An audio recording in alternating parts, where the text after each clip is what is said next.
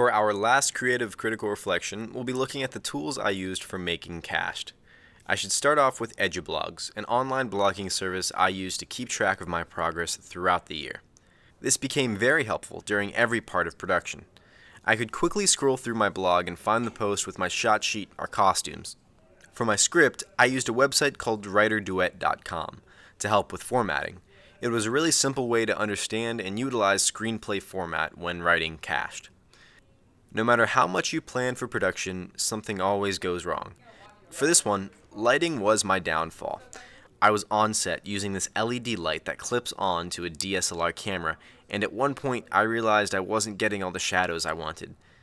Then came the last resort. That bright light in the lower right-hand corner is my cell phone. It wasn't the best at providing ambient lighting, but you gotta do what you gotta do.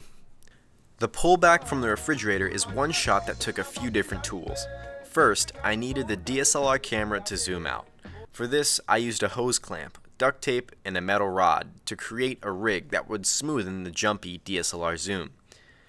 The piece was recommended by my teacher, and came together pretty nicely for $5. Next, I needed to move about 10 feet backwards to get behind the kitchen counter. To make this movement as smooth as possible, I used a skateboard with large soft wheels to roll over the grout lines. The board is seen here, and you can even spot it in the film itself. I could have used a dolly like I did here, but that would have been too easy, and the wheels wobbled.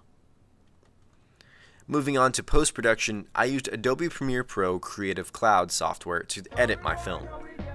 The biggest point to make here is the transformation of an MP3 file into diegetic sound, music that fills some portions of the room, more than others.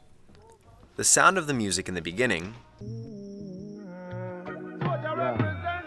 and again when we're inside the fridge, was created using an effect called low pass, where the tones were made to sound muffled. This effect takes our audience into the scene using audio. It's used again here during the pullback shot.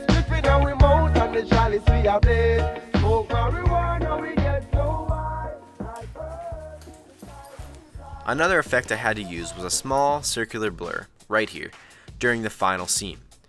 During production, we came up with this last-minute idea to throw in a strawberry on the floor that the drug dealer had dropped. We thought this would be funny, but the inconsistency haunted me, so I used a blur effect to rid the shot of any fruit. Overall, I used a lot of different technologies when making this film, and I'm pretty happy on how it came out. I think next time I would focus a little bit more on production technologies that might make the shoot easier for me, rather than pre-production and post-production. Okay, right there. Show me that.